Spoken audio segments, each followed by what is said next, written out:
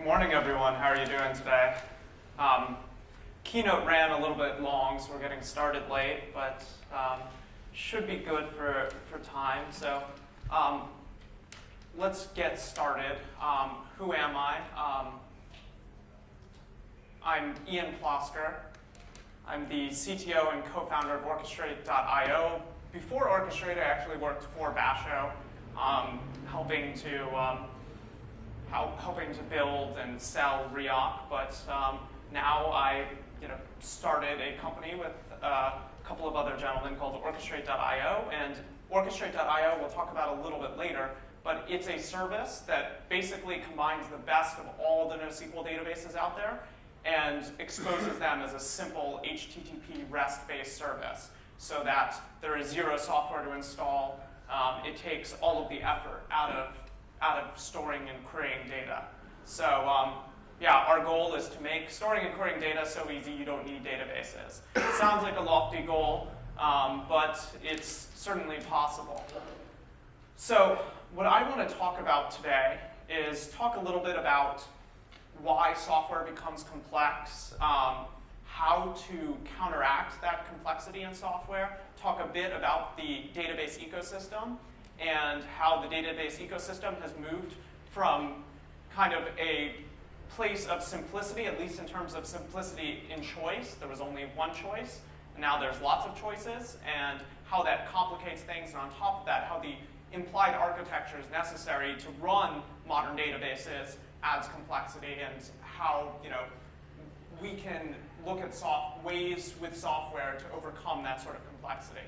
So I want to start off by, I'm going to throw some quotes into my presentation. I love a good quote. People have said much more eloquently these ideas than I will ever be able to put them into words. And Dijkstra is relatively eloquent. He's everyone here I'm sure knows Dijkstra, of course, for Dijkstra's algorithm, but he also invented semaphores.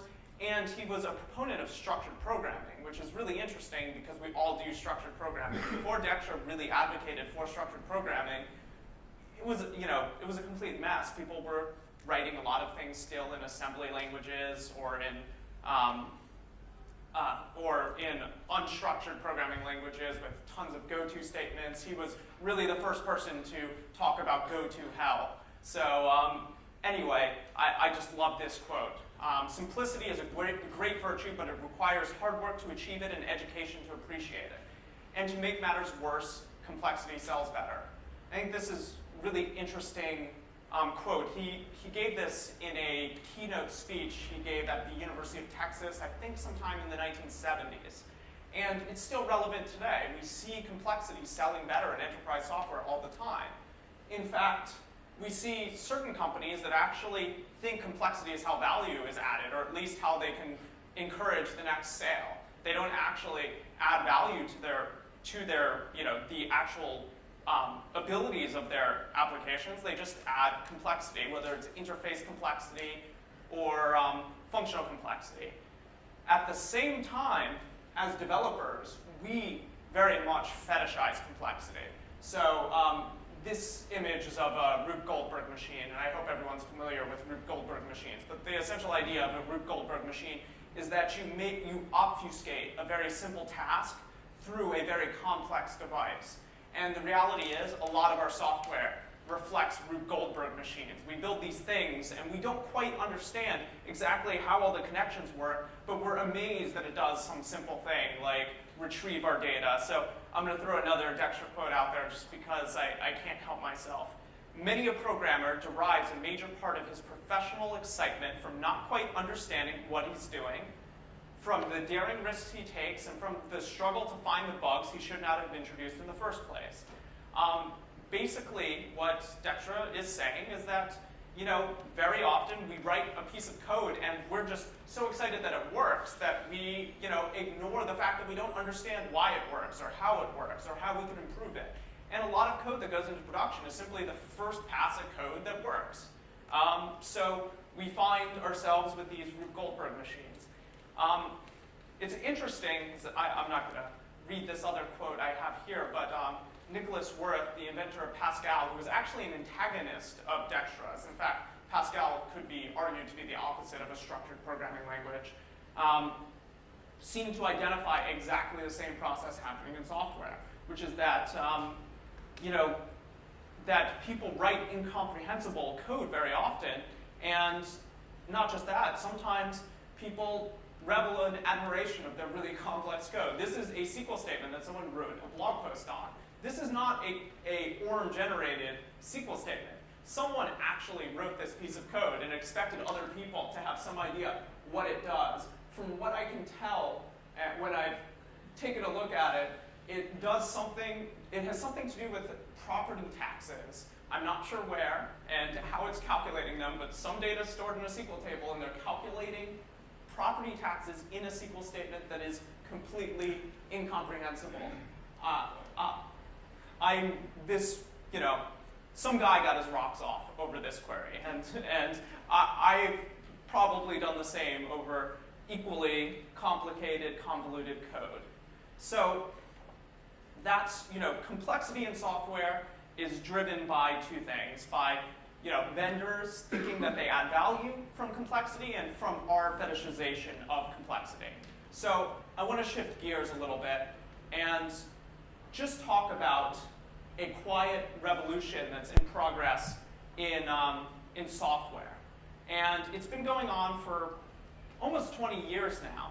And it's actually behind this revolution is a simple economic force, which I'm going to talk about. But basically the revolution is that software developers and software companies are doing less work. We're relying on software that we haven't built to do a lot more. And there's really three components to this revolution. The first one was open source software. Your Linux really kicked off the revolution in open source software. Obviously, GNU predates Linux, but I don't know that Stallman got many converts until they had a reasonable kernel that actually worked. The second component of this revolution is actually the cloud, is virtual hardware that you can go ahead and use for very, very little money, pay per an hour, switching your cost from a capital cost structure to an operating cost structure. This is a big deal. In fact, so much so that the next thing that sits on top of it, it's almost like a layer above. So cloud software was built on top of open source, and then we have this thing being built on top of clouds, which are APIs, or public services. And these sit next to clouds or on top of clouds. The APIs I'm talking about are things like Twilio and SendGrid and all these nice APIs that make it easy for us to do things that we could write on our own, but would be really complex and time-consuming. And it may take us as long to add a feature like sending text messages as it is to write the initial program to do whatever we want to do. And I think that, who here is familiar with Ronald Coase? I'm not sure anyone's going to be familiar with him. He is a Nobel Prize winning, or he was a Nobel Prize winner in economics. He died at 102 in September. And he is actually one of the most important economists of the 20th century, yet very few people talk about him. He wrote this amazing paper in 1937 called The Nature of the Firm. And what Ronald Coase did was he studied why do corporations exist? Because it's a bit of a conundrum. Or why do firms exist? Why does any organization exist? Because economics is very much the study of markets. And when you model markets, you generally model individuals interacting with each other, individual agents interacting with each other. So why do you have these units that are non-market? These organizations that in fact look very much like a socialist economy, one that doesn't involve money, one that just involves internal trade with no monetary exchange. And he tried to understand why these organizations exist. And let me just read this quote and then kind of summarize the simple idea. A firm will tend to expand until the cost of organizing an extra transaction within the firm become equal to the cost of carrying out the same transaction by means of exchange on the open market or the cost of organizing in another firm. Basically, what firms do is they optimize for transactions that are more expensive to perform on the open market. So firms will continue to expand until it becomes cheaper to do that function elsewhere, to pay for that function from someone else, or to spin out another firm to do that same function. So the fundamental limits of how big organizations will get is actually driven by an economic property of the cost of doing any marginal function. So this trend we're seeing of open source software, cloud computing, and APIs kind of revolutionizing IT is all about firms effectively outsourcing functions they formerly did before. Instead of building software or buying hardware or creating services to use internally, companies are relying on external ones. Now, this may seem like a very trivial insight. In fact, it did when Coase wrote his paper. Everyone went, well, that's obvious. Well, no one had written it. No one had put it eloquently. In fact, most interesting insights are the ones that don't seem that interesting, but you haven't thought about before. So, again, I'm going to shift gears a bit and talk about databases, because I think databases tie all three of these trends together. The revolution in databases is very much tied to open source software and cloud infrastructure. So, databases back in 2005 were like Model T Fords when they were first released, which was you can have any color as you'd like, as long as it's black. Basically, there were a couple of databases out there. You had Oracle, you had Microsoft SQL Server, you had the open source alternatives, but effectively they were all the same. They were relational databases with various SQL derivatives, but they all did the same thing. Maybe there was some specific feature that your enterprise valued, some reporting feature, but they were all very much the same. Looking at the database market in 2013, we see something very different. So I actually went out and tried to count all of the databases actually in production that weren't in production 7 years ago. And I came up with 25. This is a low estimate, because I think even just seeing some of the databases that LinkedIn, I think, has open sourced 2 databases this year, Facebook 1. So those are obviously in production.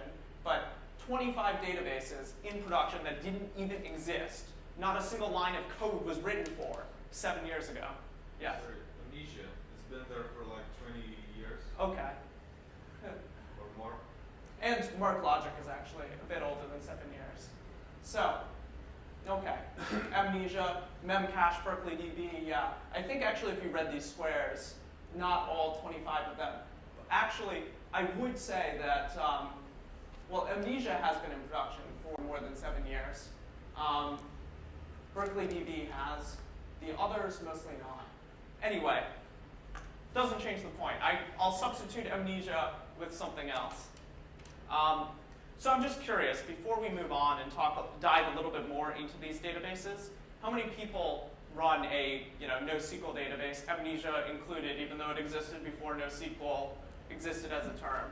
How many people here have a NoSQL database in production? I'm just curious which databases people are using. Is anyone running Cassandra? No? Riak? Okay. MongoDB? A couple of people. Is anyone running Elasticsearch? Oh, one more, and then we'll move on. Solar Cloud. Or just Solar, yeah. Okay. Interesting. It seems this conference had more people raising their hands for Riak than others I've been to. Not surprisingly, it's a very much functional programming focused conference or alternative programming languages conference. So, excuse me. I kind of want to lay out a bit, take a second, step away from the core thesis I'm trying to put forward and just look at the database market and try and get an understanding of what it looks like right now, how it's changed. And we're going to completely put aside relational databases for right now, at least for relational queries. I'm actually going to include a couple of relational databases around these core online query types, but we're not going to talk directly about relational queries. But basically, I'm going to divide the world into 5 classes of queries and 2 types of databases. So the 2 types of databases are scale-up databases. What I mean by scale-up databases are databases that are built around a single server model, where to increase the size of the database, you're going to need to increase storage space or add more memory. Whereas scale-out databases are databases which, to grow the size of the data stored or the amount of throughput, number of transactions supported, you scale out. You add an additional server. And then I'm going to divide it into multiple different types of queries. So really, the most fundamental query type is key value. In fact, I forget who said it, but basically any good database starts with a key value store. I really can't name any databases that don't have some sort of key value layer at the base. But really, in terms of key value databases, you have tons of options, either scale up or scale out. In scale up, there's BerkeleyDB, which has been around for a while. You have your CouchDBs, MongoDBs. You can use MySQL or its actual storage engine as a pure key value store. In fact, I think they added key value APIs to MySQL, so you can completely sidestep the SQL interface if you want to and use it as a pure key value store. In terms of scale-out solutions, you have Riak, Cassandra. You could throw HBase in there. Facebook's MySQL thing probably could fit there. If you want to put MongoDB in there, you can, but don't blame me when you try scaling out. So then we have search, full-text search type systems. Scale up, you have your Solr and your Sphinxes. Scale out, you have Elasticsearch. Solar Cloud could be in there, but again, I don't want to be blamed for people's pain when they try using Solar Cloud, so I don't put it in there. Does anyone use Solar Cloud or just Solar? Just Solar? Did you use Solar Cloud? Okay. I'm told, and I haven't tried it myself, but everyone who's used Solar Cloud has said that the experience is terrible, that it's impossible to manage, and I think the Elasticsearch team gets a lot of business from people who are happy Solr users who try to move to Solar Cloud and find that it's an extremely painful experience. So they get a lot of new customers that way. That being said, there's some really cool stuff going on in the Solr project, especially if you want to engineer your own clustering solution. It's the clustering stuff that stinks in Solar Cloud. The actual implementation of distributed queries is just fine. It's just actual cluster management because you have to throw Zookeeper in there and it becomes a giant mess. Anyway, now I'm actually going to talk about some places where if you're ambitious, there's some market opportunities actually to start new companies or new databases that still haven't been filled. So another core online query type is geolocation, answering questions like what's near this coordinate, or what's in the area that these 2 polygons, the intersection of these 2 polygons, what's contained in that intersection, or what's exclusive to either one of them. Those sorts of queries, which aren't just geo, they're actually, they are not just geographical, but geometric queries. So in terms of scale-up solutions, the gold standard is PostGIS.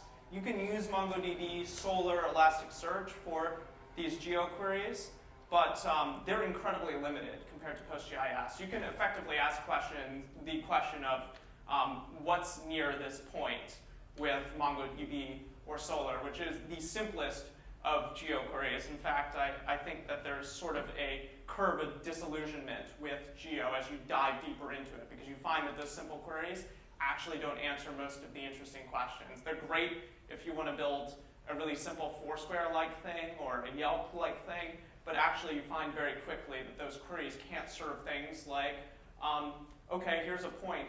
What polygon am I inside of? What city am I in? What state what country am I in?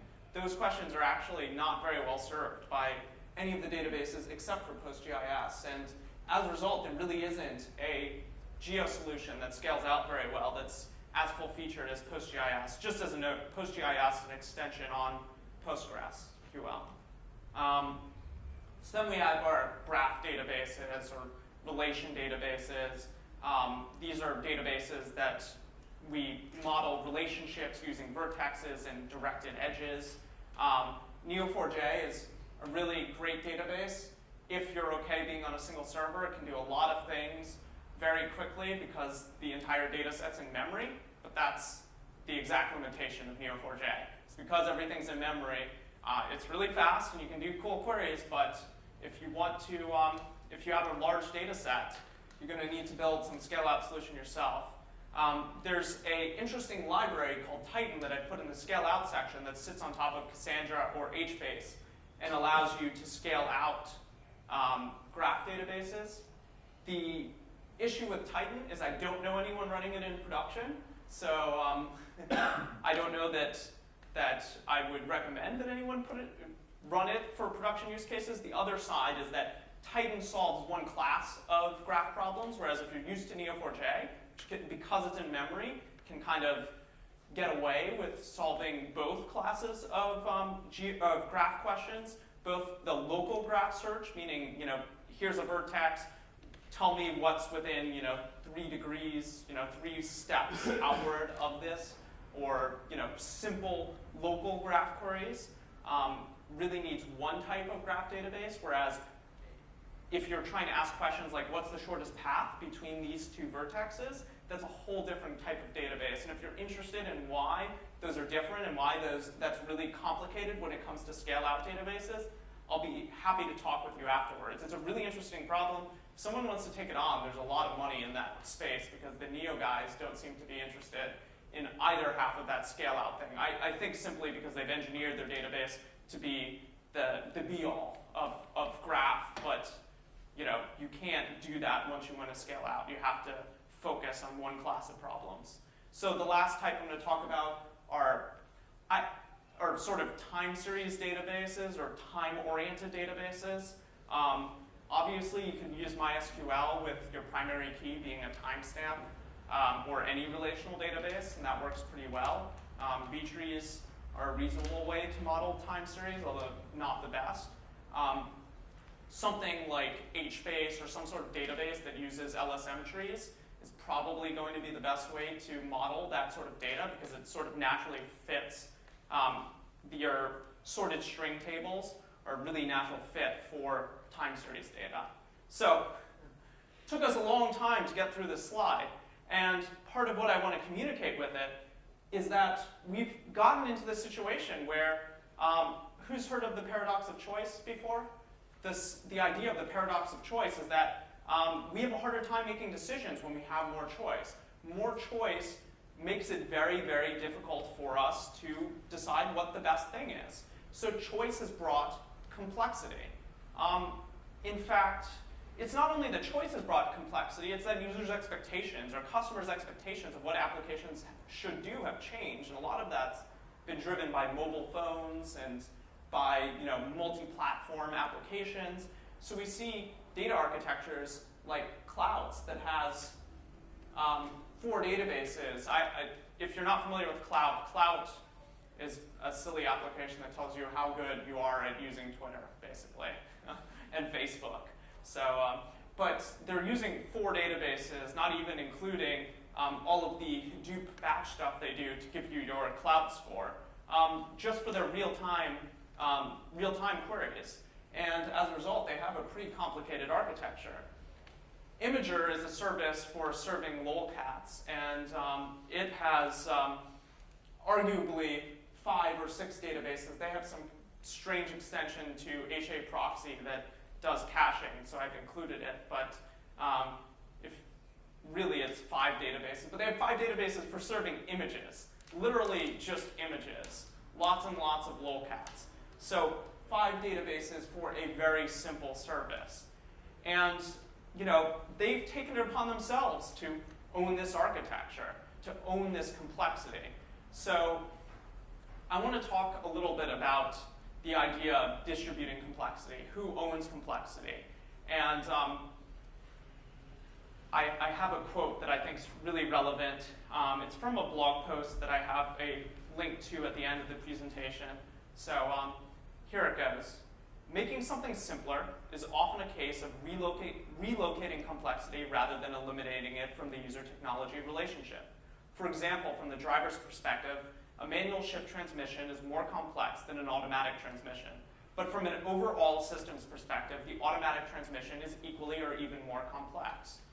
So the point being is the difference between a manual and an automatic transmission is all about the user interface. From the perspective of the user, an automatic transmission is much simpler, right? There's basically 3 modes: park, reverse, drive. Of course, you can add complexity. You can have, gate shifting, or you can go into first and force it into first and second gear. But really, for most users, it's a much simpler interface than a manual transmission. But I know the author wrote that they're equally complex. An automatic transmission is much more complicated. Anyone who knows about transmissions or knows about automobiles knows that automatic transmissions are much more complicated to build and maintain. The point being is that the complexity has been moved out of the user interface and put into the systems. It's been pushed down away from the user. So I think Google is actually the ultimate example of the relocation of complexity. Google has the most simple user interface, one of the most simple user interfaces ever conceived. I mean, it's a text box that you type things into, and it gives you back relevant information. But at the same time, Google is also one of the most complex systems ever devised. They literally have over 100,000 servers to power this tiny little user interface distributed around the world with I don't know actually how many databases they have in their architecture, a number of them, lots of software. It is the ultimate distribution, simplicity of interface versus complexity of systems. So I really like to think about IT as having 3 different relevant domains where complexity can be located. Design, systems, and economics. So design is not just how it looks, but how it works, to use a Johnny Iveism. Systems is what it's made of, how it actually powers that design, all of the hardware and software necessary to make the thing actually work. And the economics is how it's paid for, pretty obvious. So just to look at these domains and ask ourselves, is this where complexity is located? We look at Google again. Obviously, it has a very simple design, but its systems are incredibly complicated.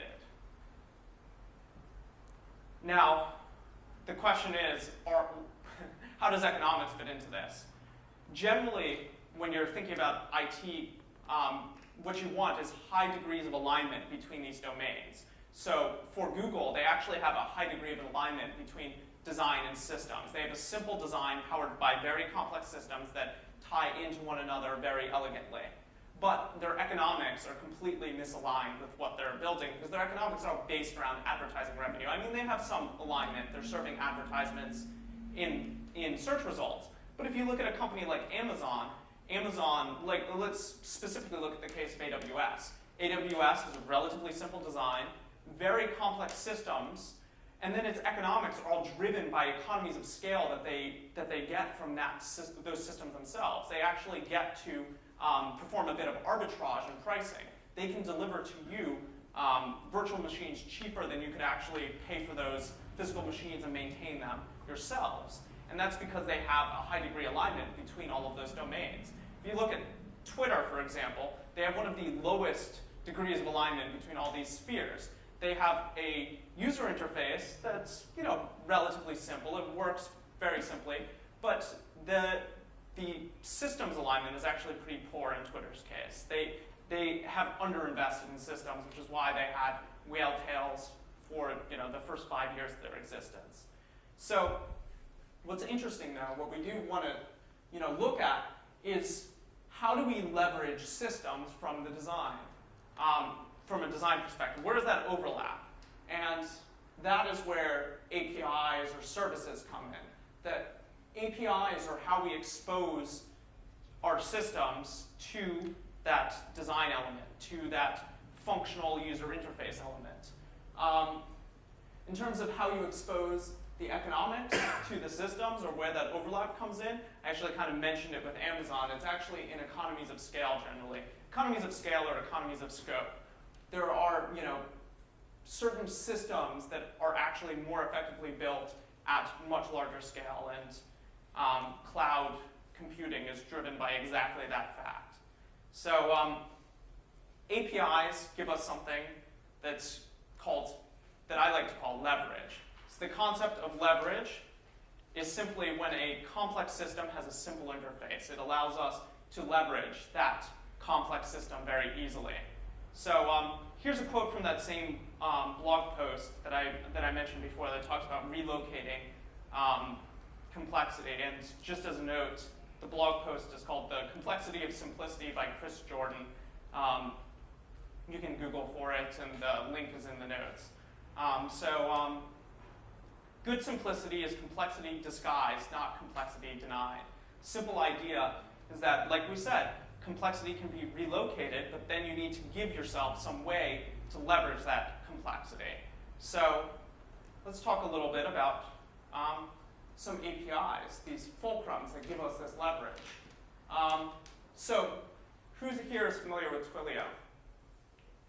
Twilio is a really good service. I really like it. I've used it quite a bit. What it allows you to do is use a simple HTTP REST API to send text messages, to make phone calls, to receive phone calls.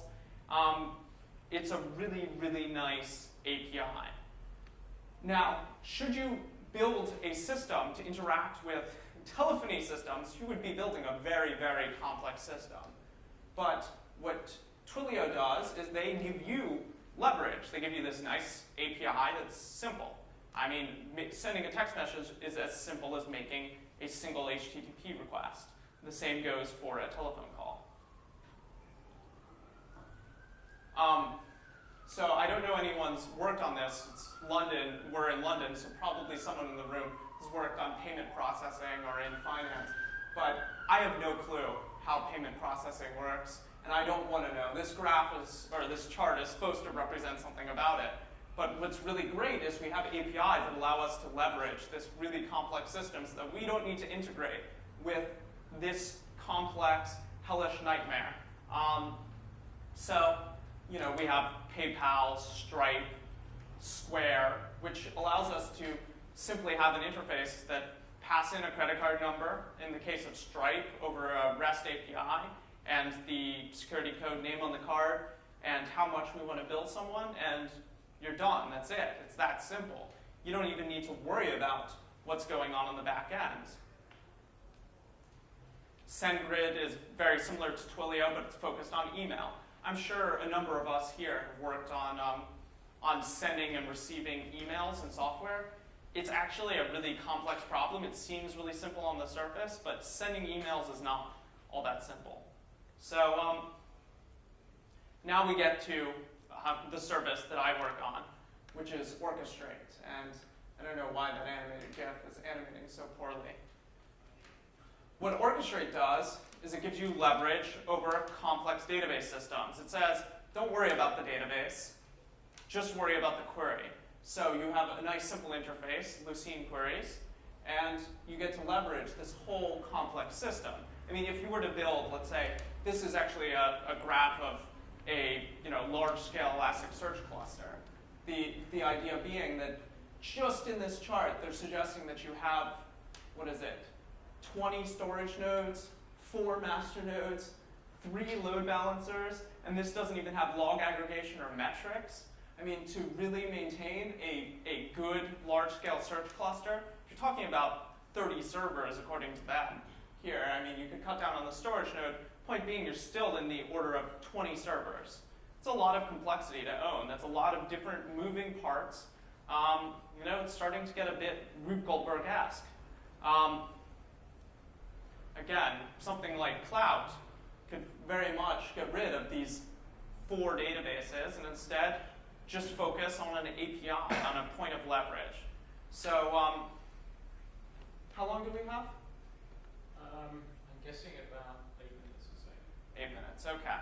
So I was thinking about if we had time doing a live demo, but I think I will, I'll hold off on that. But basically, here comes the sales pitch.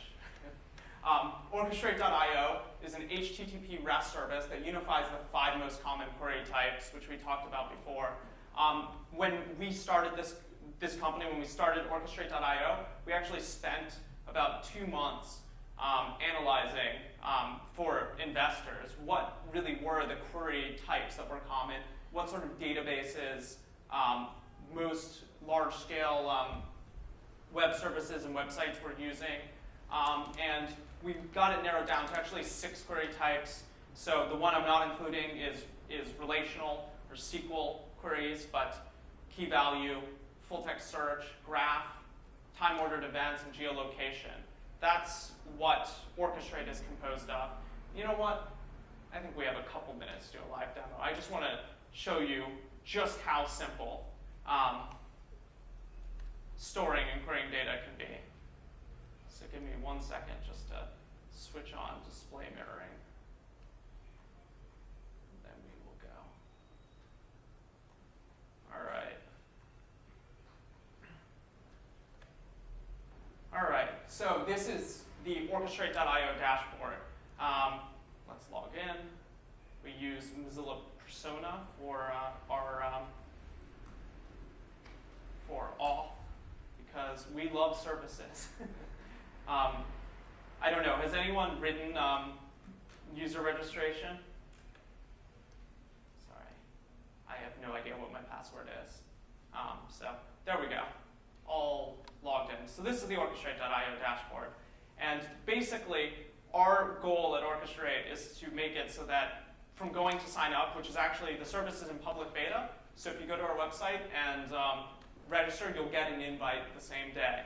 But basically, we want people to be able to go to the website and get started querying. I mean, obviously, it's an HTTP REST API. You can use a client in the language of your choice. We have very nice API docs with code examples in curl and Go. We're adding Java and Node.js soon, and I think someone's working on an Erlang client. Point being, pretty simple API with good documentation, so you can get started quickly. But we also want users to be able to go and be able to do everything they can do with the REST API from our dashboard. So what we've done is we've just created an application. Application is a unit of tenancy. It's the equivalent of a database in a RDBMS, or it's the unit of isolation. It's the unit of tenancy. So within an application, we can add members, so we can have multiple people working on it. We can create and revoke API keys. And we can create collections. Collections are like tables in a relational database or buckets in React or S3. So let's create a collection called users. All right. Now, obviously, you can create collections from the REST API directly. There's nothing here that you can't do via the REST API. So we can go ahead and store data. I'm going to make a key called Ian, my name in here. How are we doing on time? Do we have 3-4 minutes. Okay. Well, just quickly, store an object. Great. Simply by virtue of the fact that it's stored, we can now search for it. We can do any arbitrary Lucene query. So let's actually do an age range query. So we could say age from 20 to 30. And of course, we get my name back. And obviously, just by storing the data, Orchestrate has recognized the implicit data types. It's realized that the age is an integer, and it's indexed it as an integer. It's indexed my name as a string. So we can do even things like regular expression queries. We could say anything with, I don't know.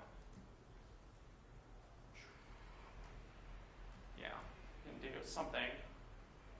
Oh, what did I do wrong?